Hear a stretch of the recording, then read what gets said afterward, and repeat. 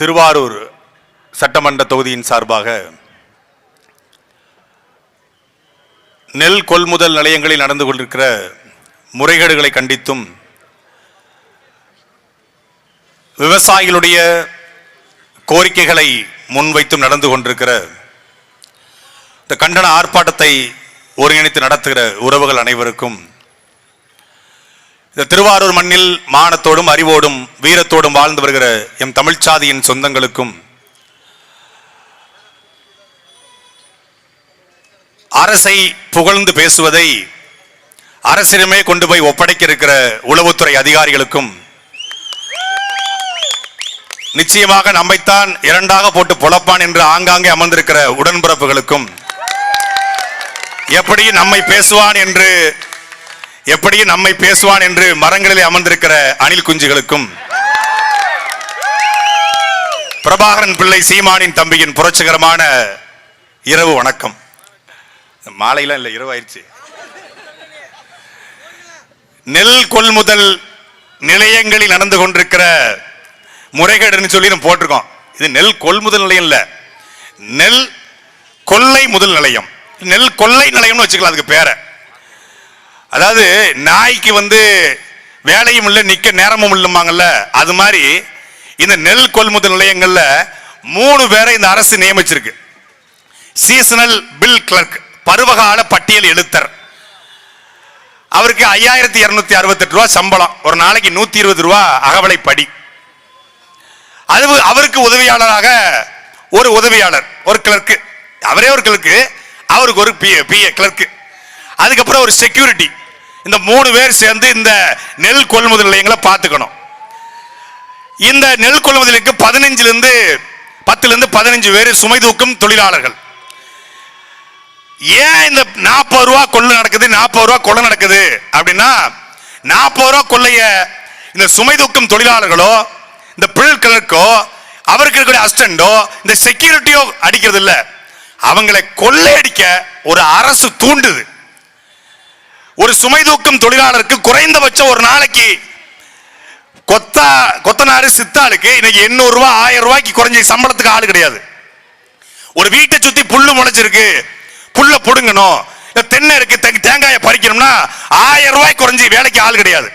ஆனால் இந்த சுமை தூக்கும் தொழிலாளருக்கு மூட்டைக்கு இந்த அரசு கொடுக்கிற சம்பளம் 10 ரூபாய். மூட்டைக்கு 10 ரூபாய். ஒரு நாளைக்கு எவ்வளவு மூட்டை? மொத்தமே மாசம் 7200 மூட்டை தான் இந்த 15 பேர் சேர்ந்து தூக்க முடியும். அப்படின்னா ஒரு நாளைக்கு எவ்வளவு மூட்டை? மாசத்துக்கு 7200 மூட்டைன்னா ஒரு நாளைக்கு எவ்வளவு மூட்டை என்பதை நீங்கள் கணக்கு வச்சுக்கொள்ளுங்க. ஒரு நாளைக்கு குறைந்தபட்சம் 150 ரூபாய் மட்டும்தான் இந்த சுமை தூக்கும் தொழிலாளருக்கு அரசினுடைய சம்பளம். 150 ரூபாய் நம்ம என்ன பண்ணுவான்? அவனுக்கு மாசம் எவ்வளவு பாத்தீங்கன்னா, மாசம் வெறும் 5000 ரூபாய். மாசம் 5000 ரூபாய் வைத்துக் கொண்டு அவர் என்ன பண்ணுவாரு? அப்ப என்ன பண்ணுது அரசு? நீ விவசாயிகளுடைய வயிற்றுல அடிச்சு பணத்தை போடுங்க, 40 ரூபாயை வாங்கி 10 ரூபாய சுமை தூக்கும் தொழிலாளர்கள் எடுத்துக்கிறாங்க. இன்னொரு 10 ரூபாய இந்த பட்டியல் கால எழுத்தர் இருக்கார் இல்லையா, அவர் பிசி அவர் வச்சுக்கிறாரு. அவரு அந்த செக்யூரிட்டி 3 பேர் பிரிச்சுக்கிறாங்க. மீதி 20 ரூபாய் எங்க போகுதுன்னா, திமுகவுடைய ஒன்றிய செயலாளர் புடுங்கி, திமுகவுடைய பேரூராட்சி செயலாளர் புடுங்கி, அப்புறம் இந்த ஊராட்சி மன்ற தலைவர் புடுங்கி. ஏன் புடுங்கினா, அவங்க புடுங்கிறதுனால இவங்க புடுங்கி, தப்பா எடுத்துக்காதீங்க.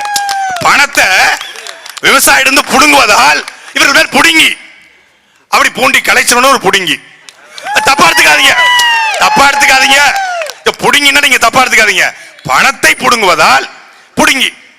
இப்ப நான் ஒரு புடுங்கி, நான் தினமும் ஒரு வீடியோ போட்டு புடுங்கிறதுனால நான் ஒரு புடுங்கின்னு சொல்லலாம். இந்த புடுங்கியெல்லாம் சேர்ந்து விவசாயிகிட்ட புடுங்கி என்ன புடுங்கி வச்சிருக்காங்கன்னா, 1,00,000 ஏக்கர் விவசாய நிலம் இன்னைக்கு தண்ணியில அழிஞ்சிருச்சு. கிட்டத்தட்ட அண்ணன் ஹிமாயின் சொன்னது போல 24 லட்சம் ஹெக்டேர் நிலப்பரப்பு, ஆசிய கண்டத்திலேயே மிகப்பெரிய சமவெளி பரப்பு தஞ்சை டெல்டா பகுதி. அதுல 14 லட்சம் ஹெக்டேர் விவசாய நிலம் இருந்தது. ஆனால் இந்த ஆண்டு விவசாயம் எவ்வளவு பார்த்தா 6.1 லட்சம் ஹெக்டேர் தான், படிப்படியா குறைஞ்சிருக்கு. அதுல 40,000 ஹெக்டேர் நிலம் இந்த மழையினால, வடகிழக்கு பருவமழையினால அழிஞ்சு போச்சு. அவர்களுக்கு இந்த அரசு நிவாரணம் உடனடியாக கொடுத்திருக்கா?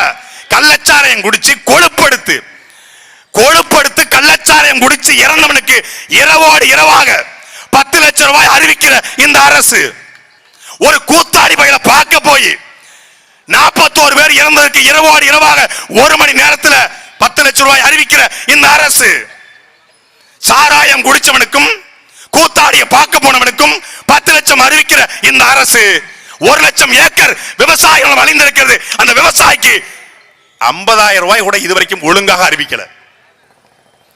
அப்ப ஒரு தங்கச்சி கேட்டா, குடிச்சிட்டு செத்தா 10 லட்சம், கூத்தாடிய பார்க்க போனா 10 லட்சம், விவசாயம் செஞ்சா ஏக்கருக்கு 50,000. இப்ப நான் விவசாயம் செய்யவா இல்ல குடிச்சிட்டு சாகவா இல்ல கூத்தாடிய பார்த்துட்டு சாகவான்னு கேட்டா. இந்த கேள்விக்கு என்ன பதில் இருக்கு? என்ன வளம் இல்லை இந்த திருநாட்டில், ஏன் கையை ஏந்த வேண்டும் வெளிநாட்டில், ஒழுங்காய் பாடுபடு வயக்காட்டில் உயரும் உன் மதிப்பு அயல் நாட்டில் என்று எம்ஜிஆர் பாடிட்டு போய் கிட்டத்தட்ட 60 வருஷம் ஆச்சு. இன்னைக்கும் என்ன நிலைமை இருக்கிறது? பணக்காரன் மேலும் பணக்காரன் மாறிக்கிட்டு இருக்கான்.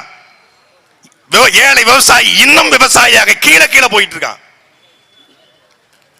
தஞ்சை என்பது ஒட்டுமொத்தமான தமிழ்நாட்டினுடைய நெற்களஞ்சியம் என்று சொல்றாங்க. ஐயா நம்மாழ்வார் சொல்கிற பொழுது, தஞ்சையில் ஒரு போகம் அடைந்தால் தமிழ்நாட்டுக்கு ஓராண்டு சோறு போடலாம், தஞ்சையில் 3 போகம் அடைந்தால் இந்தியாவிற்கே ஓராண்டு சோறு போடலாம் என்று ஐயா நம்மாழ்வார் சொல்லுவாங்க. அப்படி விவசாயம் செய்து நெல்லை மட்டுமே உற்பத்தி செய்யக்கூடிய விவசாயிகள் தஞ்சாவூர்ல மட்டும் தான் இருக்காங்க. இப்ப திருநெல்வேலினா மற்ற பயிர்கள் போடுவாங்க, மானாவாரி பயிர்கள். மதுரை போனீங்கன்னா வேற பணப்பயிர்கள் போடுவாங்க, கோயம்புத்தூர்னா பணப்பயிர் போடுவாங்க, விழுப்புரம் பெரம்பலூர் தன்ன பணப்பயிர்கள் போடுவாங்க. ஆனால் நெல்லை மட்டுமே உற்பத்தி செய்யக்கூடிய விவசாயி இருக்கிற ஒரே நிலப்பரப்பு இந்த தஞ்சை, திருவாரூர், நாகப்பட்டினம், மயிலாடுதுறை, இந்த டெல்டா மாவட்டம் மட்டும்தான். அவன் இல்லைன்னா சோறு இல்ல, அவன் சோறு இல்ல. ஆனா இங்க செருப்பு என்னைக்காவது நனைஞ்சிருந்துச்சு, செருப்பு தைக்கிற தொழிற்சாலையில செருப்பு நனைஞ்சிருந்துச்சு அப்படின்னு கேள்விப்பட்டிருக்கோமா? என்னைக்காவது துணி தைக்கும் தொழிற்சாலையில துணி நனைஞ்சு போச்சு மழையில கேள்விப்பட்டிருக்கோமா? இல்ல காலுக்கு இருப்புல கட்டுற பெல்ட்டோ, வாட்சோ, ஸ்மார்ட் வாட்சோ, இல்ல ஃபாக்ஸ்கான் நிறுவனத்துல ஒரு 1000 செல்போன் நனைஞ்சு போச்சுங்க அப்படின்னு கேள்விப்பட்டிருக்கோமா? காலில் போடுகிற செருப்பு நனையல மழையில, இடுப்புல போடுற பெல்ட் நனையல மழையில, உடம்புல போடுற சட்டை நனையல மழையில. ஆனால் உண்ணுகிற உணவு நெல்லு மழையில நனைஞ்சு போகுதுன்னா நீ என்னடா புடுங்கிட்டு இருக்க? ஐ மீன் நேரா பார்த்து கேட்கறேன்னு அவரை கேட்கறேன்னு நினைச்சிடாதீங்க, நான் பொதுவா கேட்கிறேன். என்ன புடுங்கிட்டு இருக்கீங்க? டாஸ்மாக் குடோனுக்கு மிகப்பெரிய ஹாஸ்பிட்டல் சீட்டு போட்டு 2 ஏக்கர்ல குடோனு டாஸ்மாக்கு. ஒரு பாட்டில் வீரன் குவார்டர் பாட்டிலோ மினி பாட்டிலோ பீரோ நனைஞ்சிச்சுங்க, 10 கேஸ் நனைஞ்சு போச்சுங்க. என்னைக்காவது ஏதாவது ஒரு செய்தி நான் படித்ததுண்டா, பார்த்ததுண்டா? ஆனால் இங்கே நெல் கொள்முதல் நிலையம் 311 நெல் கொள்முதல் நிலையம் இருக்கு டெல்டா மாவட்டத்தில். அந்த நெல் கொள்முதல் நிலையம் எந்த நிலைமையில் இருக்கு? 2.2 ஏக்கர்ல 250 கோடியில சுடுகாடுங்க. சென்ட்ரலைஸ்டு ஏசி போட்ட சுடுகாடு எங்கேயாவது பாத்திருக்கீங்களா? Centralised AC. ஏன்னா உள்ளுக்குள்ள இருக்கவருக்கு குளுகுளுன்னு ஆயிரம் இருக்கணுமா, செத்து போன பிறகும் குளுகுளுன்னு இருக்கணும்னு சொல்லி அது எலும்பு கூடு தான். எந்த எலும்பு கூடோ? எலும்பு கூடு குளுகுளுன்னு இருக்குன்னு சொல்லி சென்ட்ரலைஸ்டு ஏசி. அங்க வண்ண கண்காட்சி.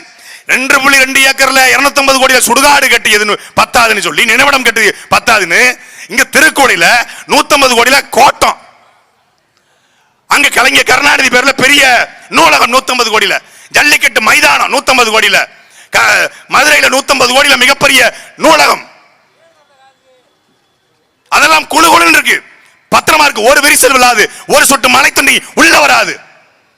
இங்கே மழை பெய்யுது, நெல் குடோன்ல நெல் கொள்முதல் நிலையங்களை வைக்கப்பட்ட மூடைகள் முளைச்சிருச்சு. தமிழ்நாட்டினுடைய வேளாண்மை துறை அமைச்சர் சொல்றாரு, அவங்க ஆட்சியில இவ்வளவு முளைச்சிச்சு, எங்க ஆட்சியில இவ்வளவுதான் முளைச்சிச்சு. உனக்கு முதல்ல மூளை முளைச்சிருக்கா? மூளை முளைச்சிருக்கா? முதல்ல இவ்வளவு முளைச்சானே, இவ்வளவு முளைச்சானே, இவ்வளவு முளைச்சானே. இதுல உதவி ஸ்டாலின் முளைச்சிருக்குன்னு யாருமே முதல்ல சொல்ல. நீ முதல்ல முளைச்சிருக்கியா? வெளியே வந்திருக்கியா? முளைச்சிருக்கியா? முளைக்கலையா?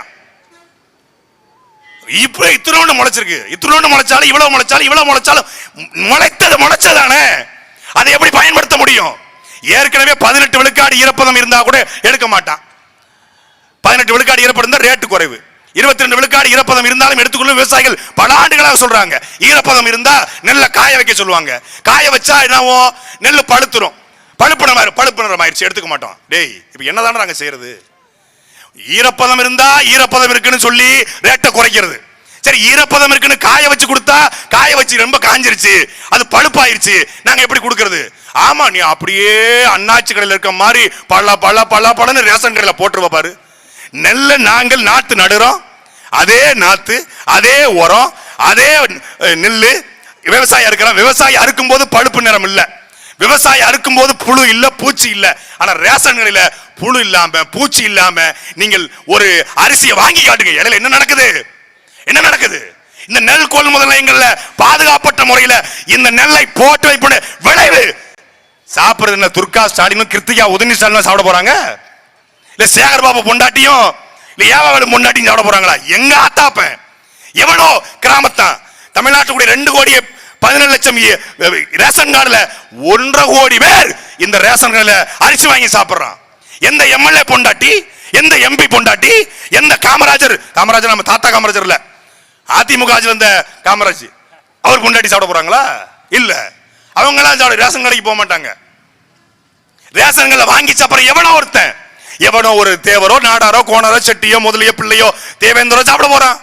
எவனோ ஒரு தமிழன் சாப்பிட போறான். அவன் எப்படி சாப்பிட்டா என்ன என்ற மமதையில, திமிர்ல, ஆணவத்துல நெல்ல போட்டு வச்சிருக்கான். இதுல நம்ம ஐயா ஸ்டாலின் சொல்றாரு, நான் டெல்டாக்காரன், நீ உல்டாக்காரன்.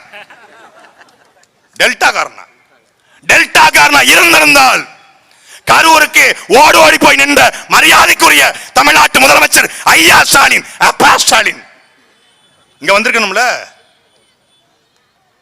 எத்தனை நாளாச்சு மழை பெஞ்சு, எத்தனை நாளாச்சு விவசாயிகள் தெருவுக்கு வந்து?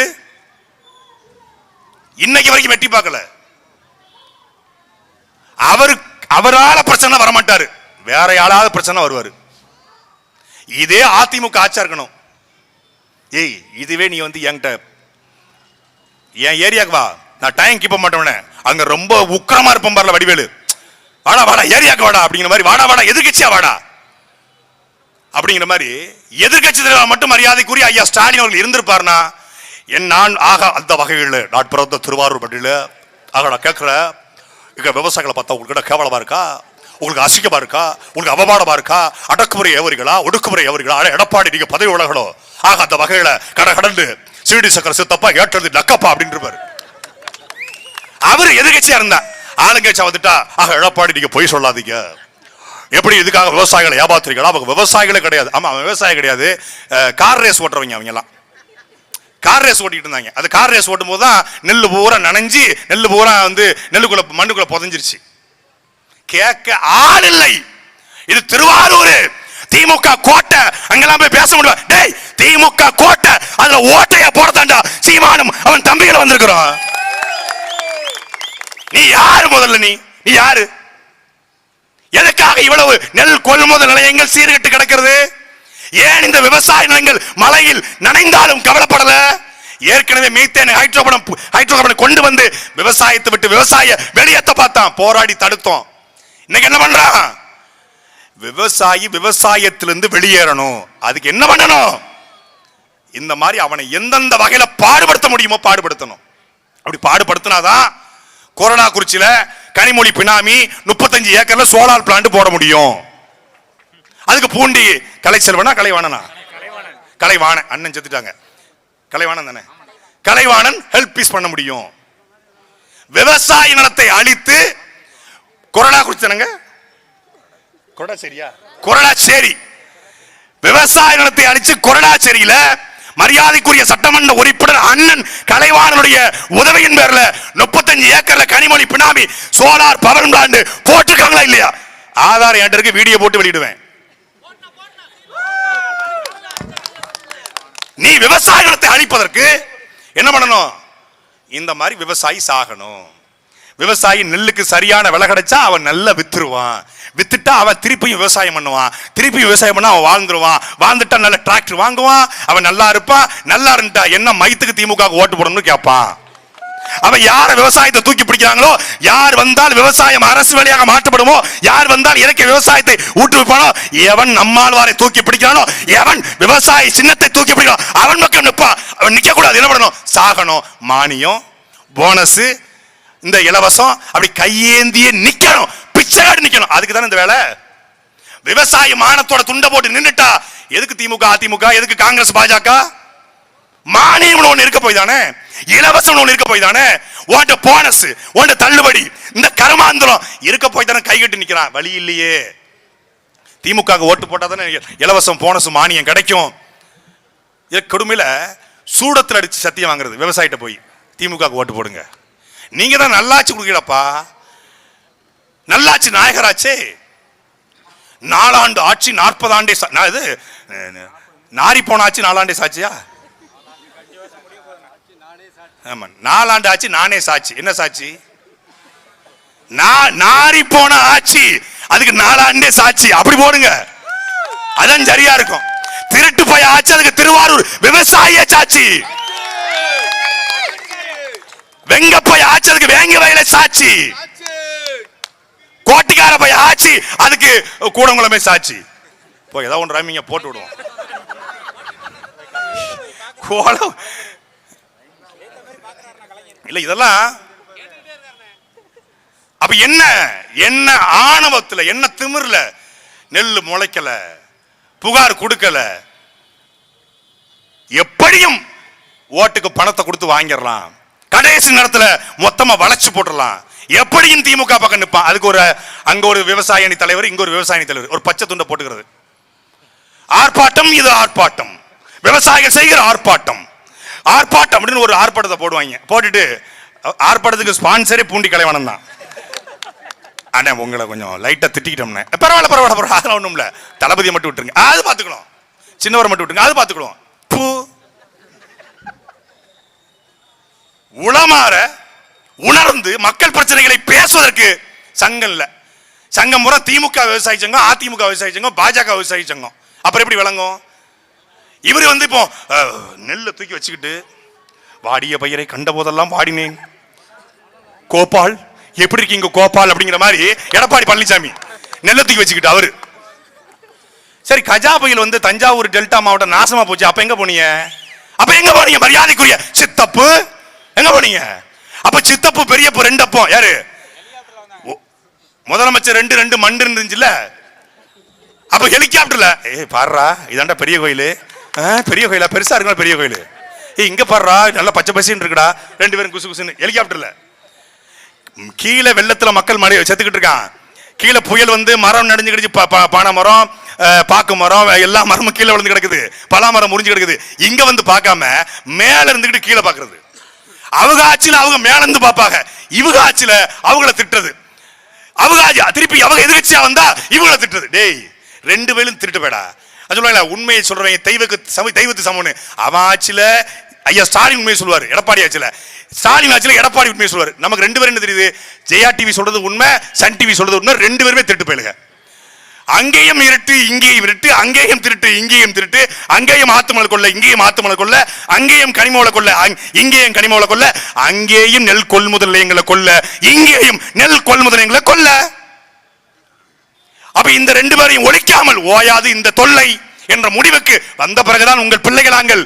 அவன் பாருங்க, 50 வருஷம் ஆச்சு, இப்பதான் பாதி சூரியனே வந்திருக்கு, சூரியனே முழுசா வரல. 50 வருஷம் அதிமுக 2 இலை தான் முளைச்சிருக்கு. அந்த 2 இலைக்கு மேலே இப்ப தாமரை பூத்துருச்சு. அது ஆடு வரை கடிச்சு வச்சிருச்சு அந்த இலைய மேன். அப்ப அந்த 2 இலை கூட 50 வருஷத்துல முளைக்கல. அரை சூரியன் தான் மண்ட மாதிரி, இந்த ஐயா கருணாநிதி மண்ட மாதிரி அரை சூரியன் தான் வெளியே வந்திருக்கு. அப்ப அவர்களால் எந்த மாற்றத்தை தர முடியாது. அதனால தான் என்ன பண்ணோம், எங்களுக்கு எவ்வளவோ சின்னங்கள் எடுப்ப வாய்ப்பு இருந்தோம் இல்ல. இந்த நாட்டுல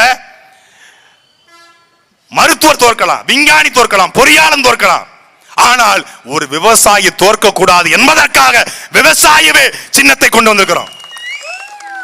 அதுவும் தேர்தல் ஆணையம் சாதா விவசாயி தராம 600 விவசாயி கொடுத்துருச்சு. எங்க அண்ணனே சின்னமா கொடுத்து. இந்திய அரசியல்ல ஒரு கட்சியின் தலைவரே சின்னமா வந்தது நாம் தமிழர் கட்சிக்கு மட்டும்தான்.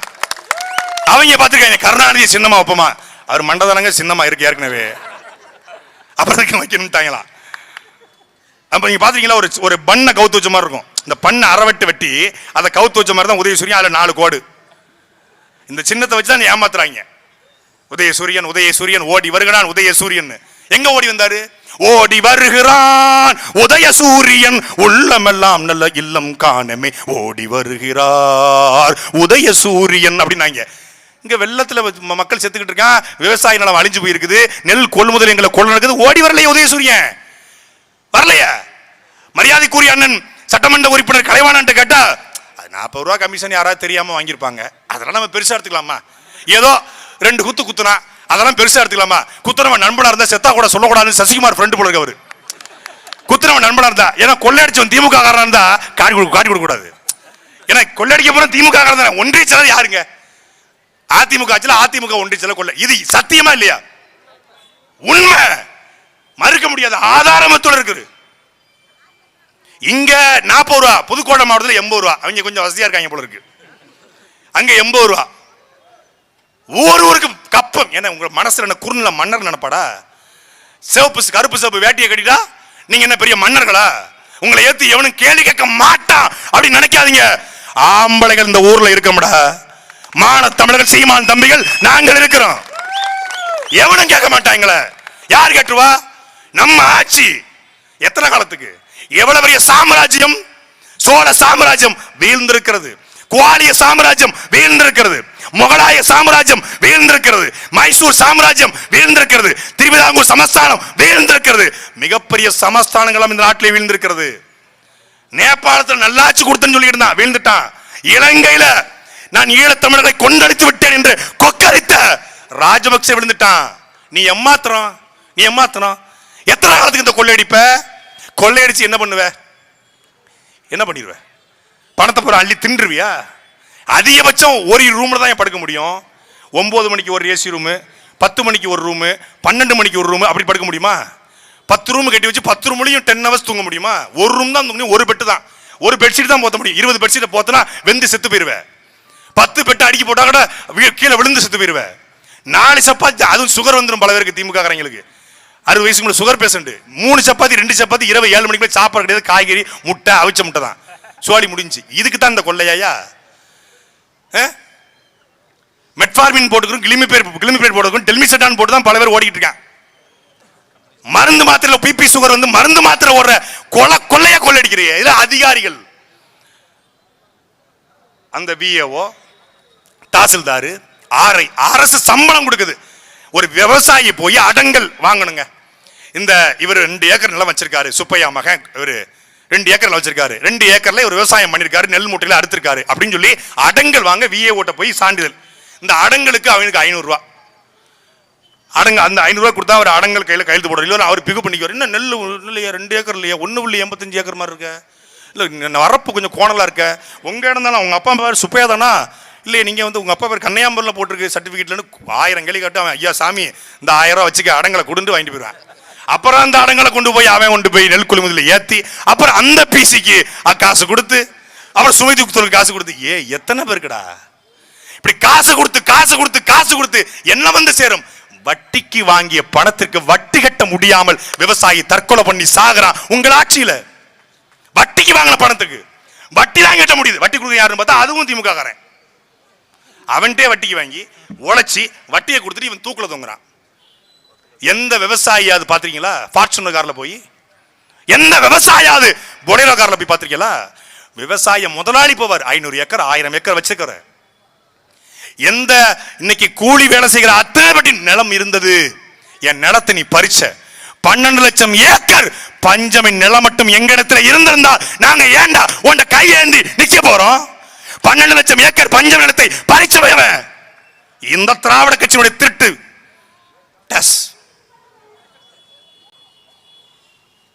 பறிச்சான். பஞ்சமி நிலத்தை பறித்து வைத்துக் கொண்டு விவசாயிகளை எல்லாத்தையும் கூலிகளாக மாத்தினான்.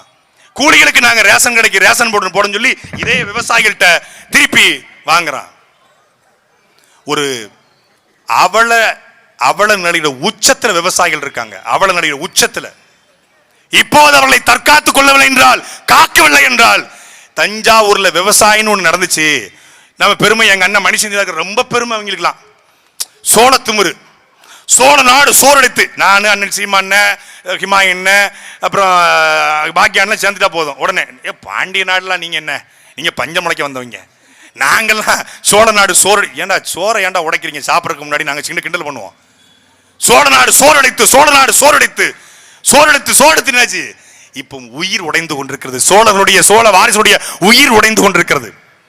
விவசாய நிலம் இன்னைக்கு தனியார் முதலாளிகளுக்கு தாரை வார்க்கப்படுகிறது. ஒரு பக்கம் இந்த சோலார் பவர் பிளான்ட் எப்படியாவது தஞ்சை டெல்டா மாவட்டத்தை நாசமாக்கி விவசாயிகளை வெளியனுப்பி மீத்தேன், ஹைட்ரோ கார்பன் உள்ளிட்ட இந்த கனிமங்களை எடுக்கணும். அது எடுப்பதற்காக என்னென்ன வேலை நடக்குது, அதுதான் இந்த நெல் கொள்முதல் நிலையங்கள் தொடங்கி நடக்கக்கூடிய இந்த முறைகேட்டுக்கு பின்னணியில விவசாய அந்த நிலத்தை விட்டு வெளியேற்றணும். அப்படி வெளியேற்றக்கூடாது என்று போராடித்தான் எங்களுடைய பெரிய தகப்பன் இந்த மண்ணினுடைய மைந்தன் ஐயா நம்மாழ்வார் உயிர் துறந்தார். அவர் வெறுமனையா சாகல, அது ஒரு வீர மரணம்.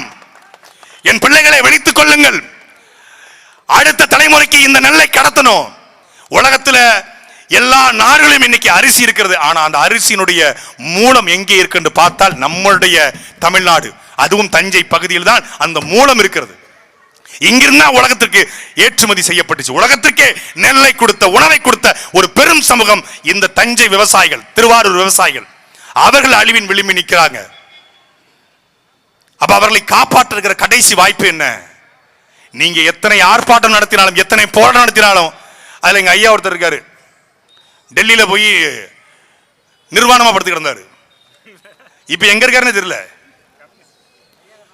அப்புறம் மண்டவோட களத்துல போடுறது, தமிழர் என்று இனம் உண்டு, தனித்தே அவருக்கு ஒரு குணம் உண்டு, வீணமும் மானம் அவருக்கு உயிரென்று என்று போட்டுகிற இனத்தை டெல்லியில போய் நீ நிர்வாணமா இல்ல, நீ தலையிலிருந்து தண்ணி குடிச்சாலும், ஐயா ஸ்டாலின் தண்ணிக்கு கிழந்து தலையை குடிச்சாலும் என்ன பண்ணாலும் அவன் கண்டுக்க மாட்டான், கண்டுக்க மாட்டான். பாஜக கண்டுகொள்ளுமா? பாஜக என்னைக்காவது விவசாயிகள் பக்கம் நிக்குமா?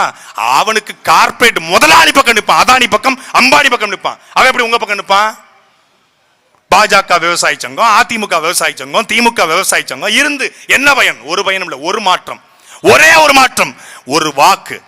நீங்க போட வேண்டாம், சட்டமன்றத்தை ஒழுக்கி போடும் உங்கள் பிள்ளைகள். இந்த மண்ணினுடைய மகளை, எங்கள் அக்காவை வேட்பாளராக இந்த நிலத்தில் களத்தில் இறக்குறோம். படித்தவளை,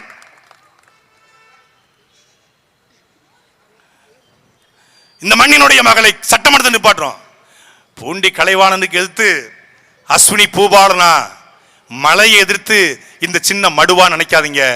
உலகத்துல எவ்வளவு பெரிய மலையா இருந்தாலும் சின்ன உளியை வைத்து உடைத்து விட முடியும்.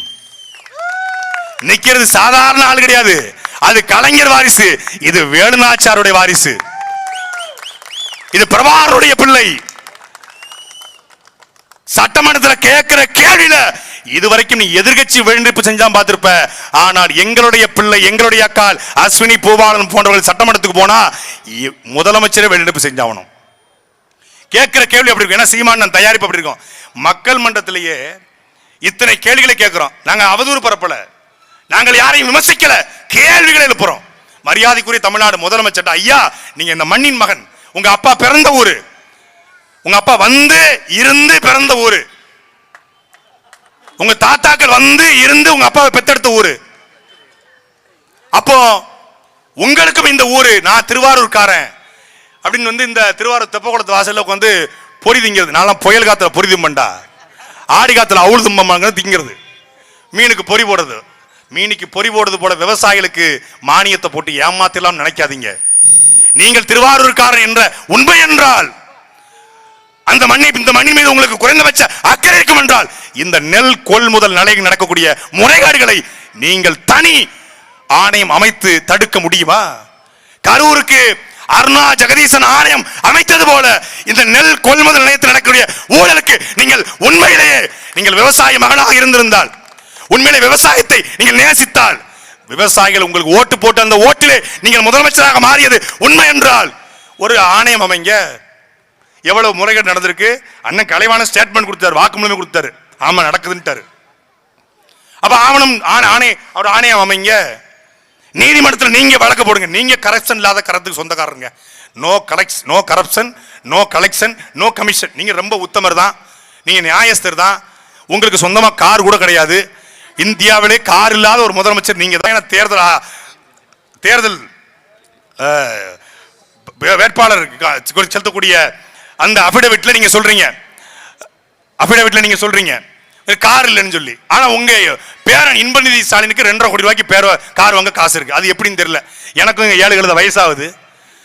நாங்களும் தாண்டா கலரா இருக்குங்கிற மாதிரி நானும் தான் 20 வருஷமா வேலை பார்த்துக்கிட்டு இருக்கேன். ஒரு காருக்கு லோனை கட்டி முடிக்க முடியல, அதுக்குள்ள 7 ஆக்சிடென்ட் ஆகுது. அந்த காரு இன்சூரன்ஸ் போட்டே முடிஞ்சு போகுது. ஆனா 2.5 கோடியில கார் வாங்குற அளவுக்கு ஒரு 22 வயசு பையன் உங்க வீட்டுல இருக்கும்போது எனக்கு ரொம்ப பெருமையா இருக்கு. தமிழ்நாட்டு இளைஞர்களுக்கு ஒரு முன்மாதிரியா இருக்காப்ல, ரொம்ப நல்லா இருக்காப்ல. அப்போ அப்படி கார்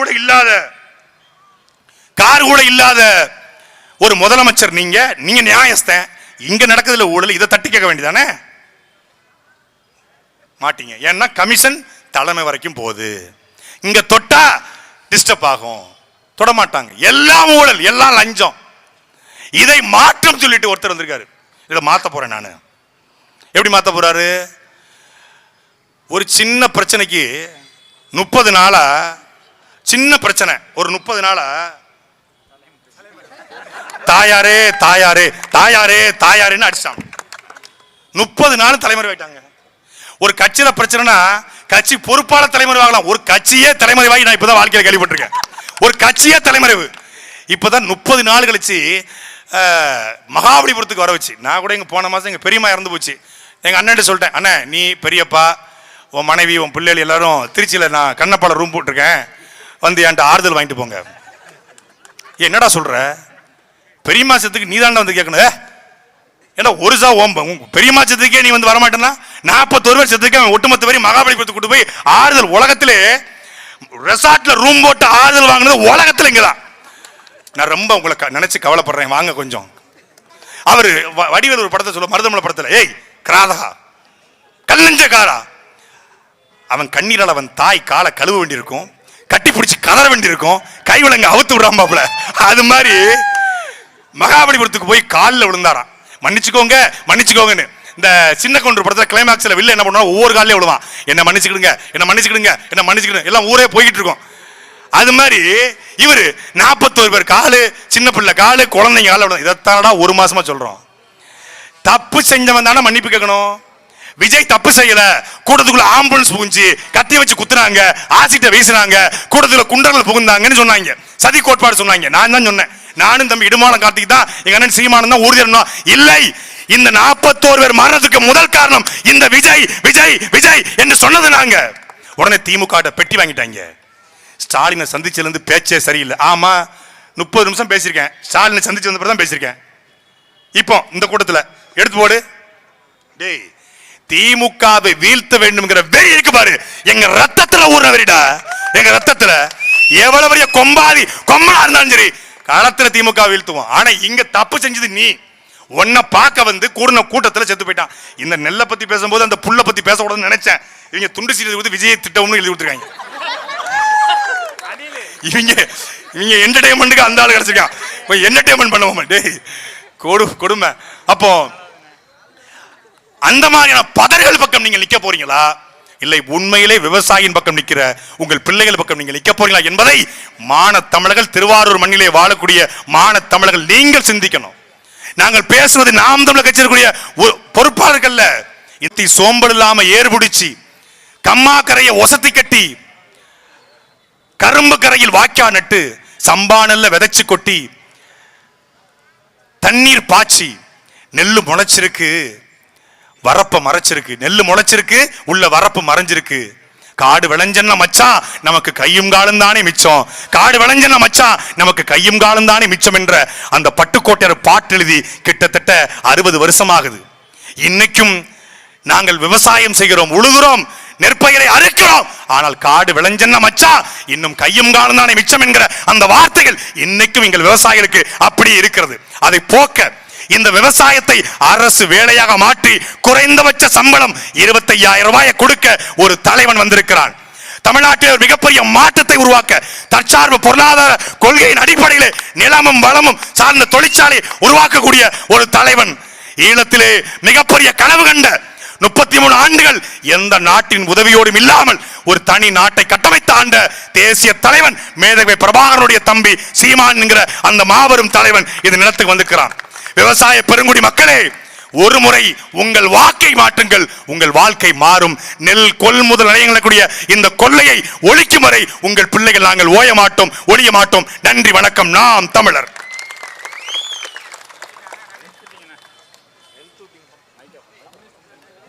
தேசமே பிரபாகரன், சுவாசமே பிரபாகரன்.